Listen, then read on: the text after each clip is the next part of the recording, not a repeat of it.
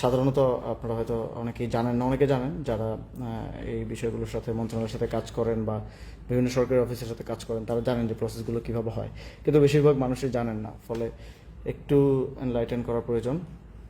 প্রথমে একটা ফাইল সাধারণত আমার জায়গা থেকে, আমি যেই জায়গায় ছিলাম উপদেষ্টার জায়গায়, এখন মন্ত্রীর জায়গায় আছেন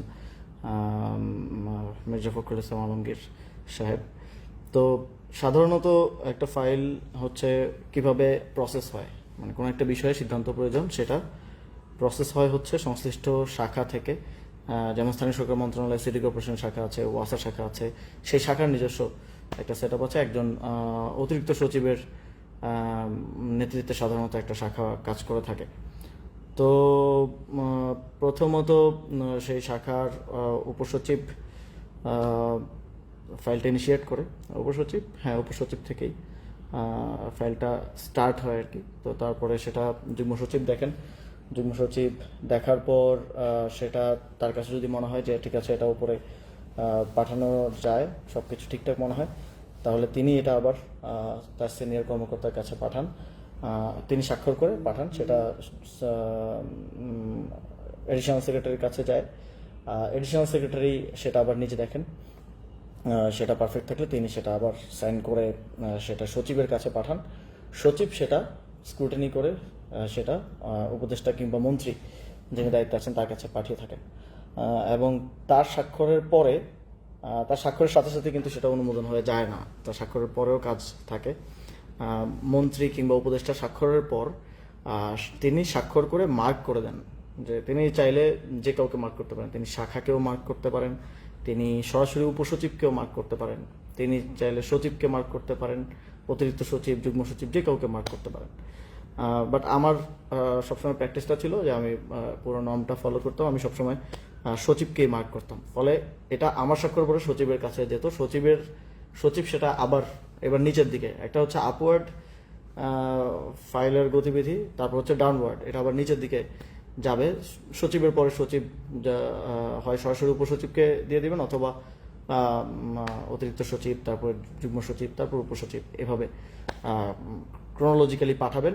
উপসচিবের কাছে যাওয়ার পরে তারপর তিনি হচ্ছে অফিসিয়ালসদেরকে দিবেন এটা, বা তিনি হচ্ছে এটাকে করবেন, এটা নোটিশ আকারে দিবেন। যখন নোটিশটা আসে, গভর্নমেন্ট নোটিশটা আসে, তার মানে হচ্ছে এটা গভর্নমেন্ট নোটিশ কিংবা গভর্নমেন্ট অর্ডারটা আসে, তার মানে হচ্ছে এই ফাইলটা পাস হয়ে গেল আর কি। এটা মানে ইভেন আমার সাইন করার মতো দিয়েও পাস হয় না, এটা আরও প্রসেস আছে। তারপরে গিয়ে নোটিশ, যেটা গভর্নমেন্ট অর্ডার আকারে আপনারা দেখেন, সেটা আসা মানে হচ্ছে পাস হওয়া।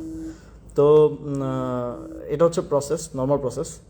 এটা হচ্ছে যে কোনো জেনারেল ফাইলের, কিন্তু এখানে যেহেতু কথা হয়েছে প্রকল্পের, মিস্টার শাহ আলম বলেছেন যে কোনো একটা প্রকল্প সচিবের স্বাক্ষর ছাড়া পাস হয়েছে। তো আমার মনে হয় যে ওনারা তো হয়তো মাত্র 3 মাস হলো দায়িত্ব নিয়েছেন, নতুন হতে পারেন, হয়তো প্রসেস এখনও বুঝে উঠতে পারেন নাই। তো প্রথমত একটা প্রকল্প পাস হওয়ার ইয়াটাও আরও অনেক বেশি কমপ্লেক্স। যারা আসলে কাজ করেন, কাজ না করলেও জানেন, কারণ আপনার বাড়ির সামনে যখন রাস্তা করা লাগে, বা যখন বাড়ির সামনে বা হচ্ছে আশেপাশে যখন সড়কের কাজ হয় বা ছোটো ছোটো কাজ হয়, সরকারি কাজ, সেগুলো আপনারা জানেন কতটা স্লো হয়, কারণ এটার প্রসেসটা অনেক লেংদি, অনেক লম্বা। তো সেটার প্রসেসটা আমি আরেকটু বুঝাই, যে প্রথমত একটা প্রকল্প নেওয়ার যদি নীতিগত সিদ্ধান্ত হয় যে এই বিষয়ে একটা প্রকল্প গ্রহণ করা হবে, তখন ফার্স্টে হয় ফিজিবিলিটি স্টাডি। ফিজিবিলিটি স্টাডিটা সংশ্লিষ্ট সংস্থা করে, যেমন স্থানীয় সরকার মন্ত্রণালয়ে স্থানীয় সরকার ইঞ্জিনিয়ারিং ডিভিশন যেটা আছে, প্রকৌশল বিভাগ, যেটা স্থানীয় সরকার প্রকৌশল বিভাগ আপনার বাড়ির আশেপাশে ছোট রাস্তা থেকে শুরু করে, কালভার্ট থেকে শুরু করে, এই কাজগুলো সাধারণত স্থানীয় সরকার প্রকৌশল বিভাগ সারা দেশে করে থাকে। এবং সেটা ফিজিবিলিটি স্টাডি হয় আর কি। ফিজিবিলিটি স্টাডিটার ক্ষেত্রে অনেক স্টেক হোল্ডার ইনভলভ। এখানে জেলার এক্সিএন, উপজেলা ইঞ্জিনিয়ার থেকে শুরু করে এলজিইডি ডিপার্টমেন্টের, এটা কিন্তু মন্ত্রণালয় না, এটা এলজিইডি আলাদা একটা ডিপার্টমেন্ট, ইঞ্জিনিয়ারিং ডিভিশন, যেটার চিফ থাকেন একজন চিফ ইঞ্জিনিয়ার, তিনি সেটার প্রধান। তো সেখানে এটা নিয়ে ফিজিবিলিটি স্টাডি হয়। ফিজিবিলিটি স্টাডিতে যদি মনে হয় যে ঠিক আছে এই প্রকল্পের কার্যকারিতা বা প্রয়োজনীয়তা রয়েছে, সেক্ষেত্রে প্রায়োরিটি বিবেচনা ওই প্রকল্পটাতে হাত দেওয়া হয়, প্রকল্পটা নেওয়া হয়। নেওয়ার পরে ওইটার একটা ডিপিএম প্রস্তুত করা হয়, ওইটার একটা মানে প্রকল্পে কি কাজ হবে, বাজেট এস্টিমেট থেকে শুরু করে পুরো ডিটেলস সহ একটা ডিপিএম তৈরি করা হয়। এবং সেটা এই প্রকল্পটা যখন চিফ ইঞ্জিনিয়ারের স্বাক্ষর নিয়ে মানে চিফ ইঞ্জিনিয়ারের এটা যখন অনুমোদন করে দেন যে ঠিক আছে এটা নেওয়ার জন্য যিনি প্রস্তুত এবং এটা নিতে চায়, তখন এটা আসে মন্ত্রণালয়ে, স্থানীয় সরকার প্রকৌশল বিভাগ থেকে মিনিস্ট্রিতে আসে। মিনিস্ট্রিতে ওই সেম প্রসেস, যে শাখা, বিভিন্ন শাখার মাধ্যমে এটা আসার কথা। তো এই শাখার মাধ্যমে যখন এই যে স্থানীয় সরকার প্রকৌশল বিভাগ যে শাখা ডিল করে, ওই শাখায় যখন আসে তখন এটা নিয়ে ফার্দার একটা প্রকল্প নেয়ার ক্ষেত্রে একটা কমিটি আছে, একাধিক কমিটি থাকে সাধারণত, যেটা সাধারণত সচিব হেড করে আর কি। সাধারণত সচিব অথবা সচিব যদি চান তাহলে তিনি যে কোনো অতিরিক্ত সচিব বা অন্য কাউকেও দায়িত্ব দিতে পারেন। একটা প্রকল্প পাশ করার বিষয়ে একটা কমিটি থাকে, তো সেই কমিটিতে আলোচনার ভিত্তিতে সেখানেও যদি অ্যাগ্রিড হয় যে ঠিক আছে এই প্রকল্পটা আমরা নিব, তখন ওই প্রকল্পটা আসলে ওইটা পাস হয় এবং সেটার ফাইল ওয়ার্কটা স্টার্ট হয় আর কি। তো তখন আবার ওই যে উপসচিব, যুগ্ম সচিব, অতিরিক্ত সচিব এবং সচিব পার হয়ে উপদেষ্টা কিংবা মন্ত্রীর কাছে ফাইলটা আসে, তখন মন্ত্রীর স্বাক্ষর হওয়ার পরে সেটা আবার ডাউনওয়ার্ড যায়। তো একটা প্রকল্প আপনারা জানেন যে আরও কমপ্লেক্সিটি আছে। প্রকল্প বিষয়ক যখন কমিটি বসে মিটিংয়ে, তখন তারা দেখে যে এটার সাথে অন্য কোনো মন্ত্রণালয় ইনভলভ কিনা বা অন্য কোনো মন্ত্রণালয়ের মতামত নেওয়া প্রয়োজন কিনা। যেমন একটা রাস্তা করা হবে, তখন দেখা হয় যে এটা এনভায়রনমেন্টের কোনো ক্ষতি করতে পারে কিনা, গাছ কাটা পড়ছে কিনা, সেক্ষেত্রে এটা এনভায়রনমেন্ট মিনিস্ট্রি ইনভলভ থাকে। তো ভূমি মন্ত্রণালয় ইনভলভ থাকে, কারণ জমি জমার বিষয় আছে, জমি জমা কেনা না কেনা। তো এরকম আরও স্টেক হোল্ডার ইনভলভ আছে, তাদেরকে নিয়ে এবার আন্তঃমন্ত্রণালয়ের বৈঠকও প্রয়োজন পড়তে পারে মাঝে মধ্যে, কখনো কখনো। তো সেটাও করা হয়, সেটা সচিবের নেতৃত্বে যেই প্রকল্প যে কমিটি থাকে সাধারণত, সেই কমিটির মাধ্যমে হয়। তো তারপরে এটা উপদেষ্টার কাছে আসে, উপদেষ্টা চূড়ান্ত অনুমোদন দেওয়ার পর সেটা তারপরে প্রসেস আছে। উপদেষ্টা চূড়ান্ত অনুমোদনের পর এই প্রকল্পটা যায় পরিকল্পনা কমিশনে। আপনারা জানেন যে আমাদের যেই পরিকল্পনা কমিশন আছে, সব প্রকল্প সব মন্ত্রণালয় থেকে অবশ্যই পরিকল্পনা কমিশনের মাধ্যমেই পাস হতে হয়। একেবারে ছোট প্রকল্প হলে সেটা মন্ত্রণালয় নিজেই নিতে পারে, কিন্তু বড় প্রকল্পগুলো, মাঝারি প্রকল্পগুলো পরিকল্পনা কমিশনে পাস হয়। কিছু প্রকল্প আছে যেটা 50 কোটির নিচে বা 100 কোটির নিচে, আমার ঠিক মনে নেই যে কোন মার্কটা, সেটা সাধারণত পরিকল্পনা মন্ত্রী যিনি থাকেন, আমার অন্তর্বর্তী সরকারের সময় ছিলেন ওয়াহিদুদ্দিন মাহমুদ, এখন সম্ভবত আছেন আরেকজন। তো মন্ত্রী যিনি থাকেন তারপর যে নিষ্পত্তিযোগ্য হয়, 50 কোটি টাকার প্রকল্প হলে সে নিজেই আসলে দেখে নিষ্পত্তি করে দিতে পারে। আবার এটা তার পর্যায়ে যাওয়ার আগেও কিন্তু পরিকল্পনা কমিশনেও, পরিকল্পনা মন্ত্রণালয়েও, সেখানেও আবার সচিবের নেতৃত্বে, বা সেখানে তো অনেক সচিব, প্রায় 12 থেকে 15 জন, তাদের কোনো একটা কমিটির নেতৃত্বে আবার স্ক্রুটিনি হয়। স্ক্রুটিনি হওয়ার পরে তারা যখন দেখে যে এটা ঠিক আছে, এটা পাঠানো যায়, তখন তারা তাদের উপদেষ্টা কিংবা মন্ত্রীর কাছে পাঠায়, তিনি অনুমোদন দেন। আর যদি প্রকল্প বড় প্রকল্প হয়, সেক্ষেত্রে আপনারা দেখে থাকবেন নিউজে সবসময় যে মাঝে মধ্যে মাসে 2বার এই মিটিংটা হয়, মাঝে মধ্যে 1বার হয়, মাঝে মধ্যে 2 মাসেও হয়, একনেকের যে বৈঠক হয়। দেখবেন যে এইবারের একনেকে 3,000 কোটি টাকার, 5,000 কোটি বা 20,000 কোটি টাকার প্রকল্প অনুমোদন, বা এতগুলো 27টা, 20টা বা 10টা বা 5টা প্রকল্প অনুমোদন হয়। আপনারা দেখে, আমরাও যখন দায়িত্বে ছিলাম ডক্টর মোহাম্মদ ইউনূসের নেতৃত্বে সেই একনেক বৈঠকটা হতো। এখন প্রধানমন্ত্রী তারেক রহমানের নেতৃত্বে একনেক বৈঠকটা হয়। তো প্রকল্পটা লাস্ট পাস হয় কিন্তু একনেকে, এবং তার মাধ্যমে তারপর এটার এক্সিকিউশনে সংশ্লিষ্ট মন্ত্রণালয়কে যখন একনেক থেকে জানানো হয় এই প্রকল্প পাস হয়ে গেছে, নির্দেশনা আসে, তখন মন্ত্রণালয় ওই প্রকল্প বাস্তবায়নের উদ্যোগটা গ্রহণ করে সাধারণত। তো এই পুরো প্রসেসটা আমি বোঝালাম বা বললাম এত সময় নিয়ে, কারণ হচ্ছে এটা বোঝাটা জরুরি। এটা না বুঝলে এই যে একটা এলিগেশন আনা হলো, এটা বোঝাটা মুশকিল হবে। তো একনেকের পরে আসার পরে এই কার্যক্রমটা শুরু হয়। তো অনেকগুলো ফেজ আমি বললাম, একটা হচ্ছে ফিজিবিলিটি স্টাডি ওই সংশ্লিষ্ট দপ্তরের মাধ্যমে, তারপর হচ্ছে একটা ডিপিএম প্রস্তুত করা, ডিপিএম প্রস্তুতের পর প্রকল্প বিষয়ক কমিটি থেকে একটা অ্যাপ্রুভাল নেওয়া, কমিটির পরে সেটা উপসচিব, যুগ্ম সচিব, অতিরিক্ত সচিব হয়ে উপদেষ্টা বা মন্ত্রীর কাছে অনুমোদন নেওয়া, অনুমোদনের পরে সেটা আবার পরিকল্পনা কমিশনে পাঠানো, পরিকল্পনা কমিশন নিজে স্ক্রুটিনি করে যে এটা কতটুকু প্রয়োজন না প্রয়োজন, তারপরে পরিকল্পনা কমিশন এটা নিয়ে এটা যখন ফাইনাল করে তখন এটা একনেকে যায়, একনেকে প্রধানমন্ত্রী কিংবা প্রধান উপদেষ্টার উপস্থিতিতে, বাকি একনেক সদস্যদের উপস্থিতিতে, সদস্যরা সাধারণত মন্ত্রীরাই হন এবং সচিবরাও থাকেন সংশ্লিষ্ট, সেটা পাস হয়। পাস হওয়ার পরে এবার সেটার বাস্তবায়ন যায়। তো it's a very long process, যেটাকে অনেকে মানে আমলাতান্ত্রিক জটিলতা বা লাল ফিতার দৌরাত্ম আমরা বলে থাকি আর কি। তো উনি যে কথাটা বললেন যে সচিবের অনুপস্থিতিতেই বা সচিবের স্বাক্ষর ছাড়া ফাইল পাশ করলেন উপদেষ্টা, মানে অবৈধভাবে, এই ধরনের একটা কথা উনি বলার চেষ্টা করেছেন। আমার মনে হয় এটা নিয়ে আরও বেশি ক্লারিটি মানে প্রয়োজন, যে কোন ফাইল, এক্স্যাক্টলি কোন ফাইল। যদি মানে এটা তো অন পেপার থাকার কথা যে ফাইলেই স্বাক্ষর থাকবে, ঠিক আছে, একটা ফাইলে আমার স্বাক্ষর আছে, সচিবের স্বাক্ষর নাই।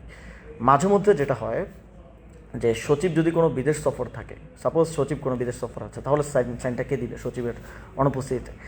তখন অতিরিক্ত সচিব একজনকে সিনিয়রিটির ভিত্তিতে, সাধারণত যিনি সিনিয়র থাকেন তাকে সচিবের রুটিন দায়িত্ব প্রদান করা হয় সচিব বিদেশ যাওয়ার আগে। এটাও উপদেষ্টার বা মন্ত্রীর স্বাক্ষরই হয়ে থাকে যে অতিরিক্ত সচিবকে সচিবের অনুপস্থিতিতে রুটিন দায়িত্ব প্রদান করা হলো। তখন তিনি ফাইল ওয়ার্কগুলো কন্টিনিউ করে থাকেন এবং রান করে থাকেন। তো সচিবের অনুপস্থিতি হইলেও সেখানে অতিরিক্ত সচিবের অবশ্যই স্বাক্ষর থাকার কথা। আচ্ছা ঠিক আছে, আপস্ট্রিমে কোনো ফাইল সচিবের স্বাক্ষর ছাড়া বা সচিবের টেবিল না হয়ে উপদেষ্টা কিংবা মন্ত্রীর টেবিলে আসারই কথা না, আসাই সম্ভব না। এটা অনুমোদন দেওয়া তো অনেক দূরের আলাপ। আবার সচিবের সংশ্লিষ্টতা আরও অনেকগুলো জায়গায় আছে, একনেকে সচিবের উপস্থিতি থাকতে হয়। তারপর যেই কমিটি, এই যে প্রকল্প বিষয়ক যে কমিটি, প্রকল্প পাশ করার জন্য যে কমিটি ইটসেলফ রিপোর্ট করা হচ্ছে সচিবের কাছে, বা ওই কমিটির ক্ষেত্র বিশেষে সচিবই প্রধান থাকেন আর কি। তো সচিবের মানে জিনিসটা সাউন্ড লাইক যে সচিবকে না জানিয়ে বা গোপন রেখে একটা প্রকল্প পাশে গেলে ইটস ইম্পসিবল। একটা প্রকল্প তো আপনি মুখ দিয়ে বললেন হয়ে গেলো এরকম না। একটা প্রকল্প ফিজিবিলিটি স্টাডি, টিপিএম করে, আর ছোটো থেকে ছোটো প্রকল্প 1 থেকে 1.5 মাস 2 মাস সময় লাগে, যদি একেবারে লাকি হয় কেউ যে এই সময়ের মধ্যে নিতে পারে, আর না হলে সম্ভব না এটা নেয়া। তো সচিবের আমি একটু ক্ল্যারিটি চাইবো মিস্টার শাহ আলমের কাছে, যে তিনি যদি যথেষ্ট সৎসাহস রাখেন, আই বিলিভ যে তিনি ওই ফাইলটা, প্লিজ কাইন্ডলি, যে এই ফাইলটা সচিবের ছাড়া, বিশেষ করে প্রকল্প, মানে যখন উনি প্রকল্প বলেন তখন তো আমি আরও অবাক হই। একটা ফাইল হতে পারে যে সচিব দেশে নাই, অতিরিক্ত সচিবের স্বাক্ষরের পরে আসলো, আমি এবার স্বাক্ষর করলাম, অতিরিক্ত সচিবের মাধ্যমে চলে গেল, হুইচ ইজ অলসো লিগাল। মানে কোনো কিছু যদি মনে হয় যে এটা আরেকটা ক্লজ আছে, যে কোনো কিছু যদি মনে হয় যে গুরুত্বপূর্ণ, জনগুরুত্বপূর্ণ কোনো একটা বিষয়, এখন সচিব উপস্থিত নাই, সচিব দেশের বাইরে, বা সচিব ছুটিতে আছে একদিনের, বা সচিব তার বাড়িতে গেছে, তার মা অসুস্থ বা সামথিং হইতেই পারে। তো এই 1 দিন বা 2 দিনের জন্য কাউকে অতিরিক্ত সচিবের দায়িত্ব দেওয়া হয় নাই, কারণ 1 দিন 2 দিন ফাইল ক্যান ওয়েট। তো যদি এরকম হয় তাহলে কি? তাহলে উপদেষ্টা ডিরেক্টলি যুগ্ম সচিব কিংবা অতিরিক্ত সচিব যিনি আছেন তার স্বাক্ষরের পরে উপদেষ্টা কিংবা মন্ত্রী স্বাক্ষর দিয়ে ফাইলটা রান করতে পারেন। এটা লিগেল, এটা ইলিগেল কিছু না, এটা টোটালি লিগেল।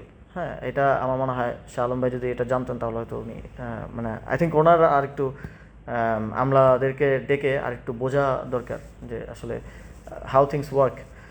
তো যদি সচিবের অগোচরেও কেউ, মানে অগোচরে বলতে তার অনুপস্থিতিতেও মন্ত্রী কিংবা উপদেষ্টা যে চূড়ান্ত ইয়া দেয়, যে এই যে আমি আপনাদেরকে পুরোটা একটা স্ট্রিম বললাম যে উপসচিব, যুগ্ম সচিব, অতিরিক্ত সচিব, সচিব, মন্ত্রী, এর মধ্যে সাপোজ যে কেউ নাই, সে সাপোজ যুগ্ম সচিব নাই, তাহলে উপসচিব থেকে ডিরেক্ট অতিরিক্ত সচিবের কাছে আসতে কোনো বাধা নাই।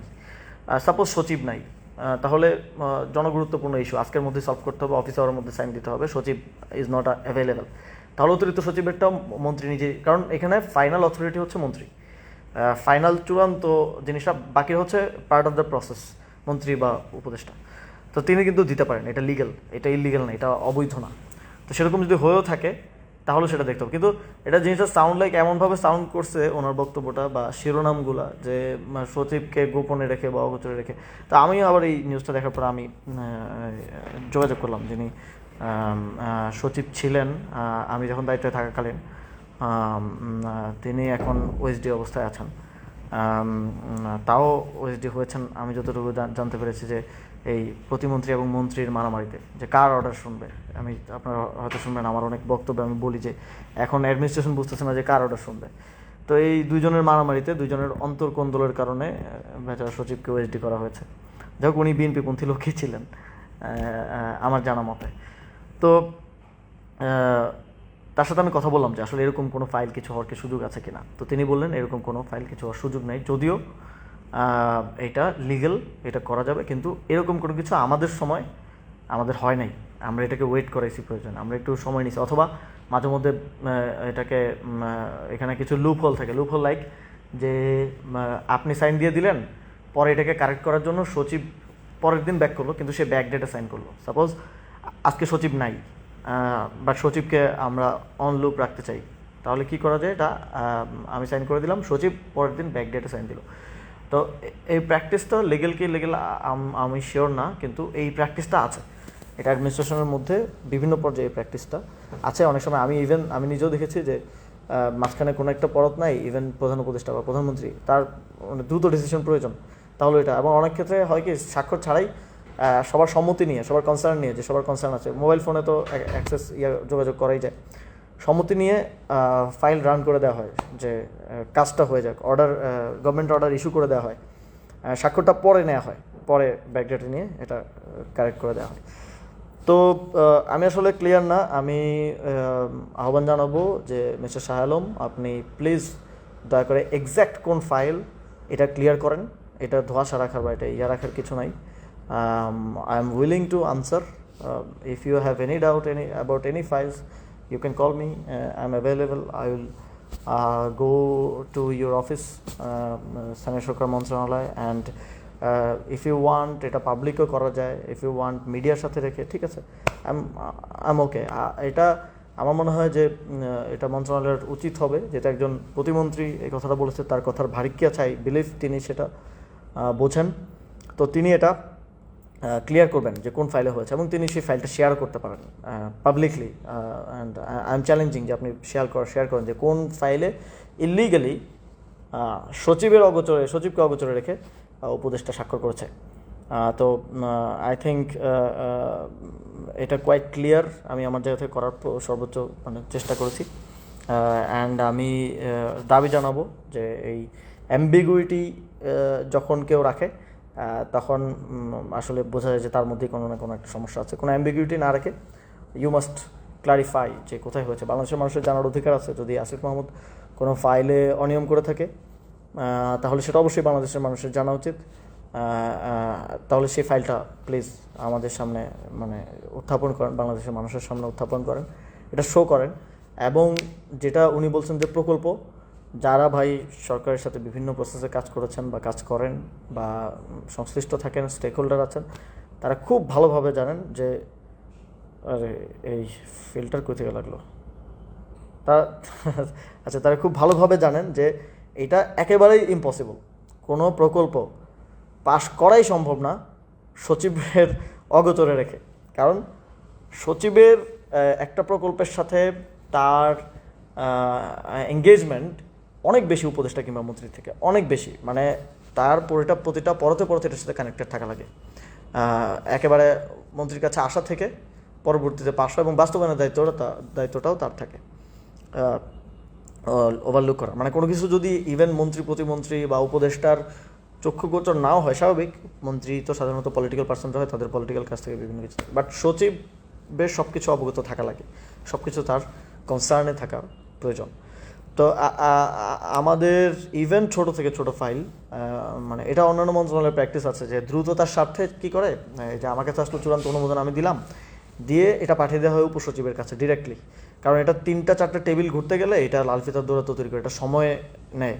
কিন্তু আমি প্র্যাকটিসটা করতাম ফার্দার ক্লিয়ারেন্সের জন্য, যাতে কোনো ধরনের অ্যাম্বিগুইটি বা কোনো ধরনের না থাকে।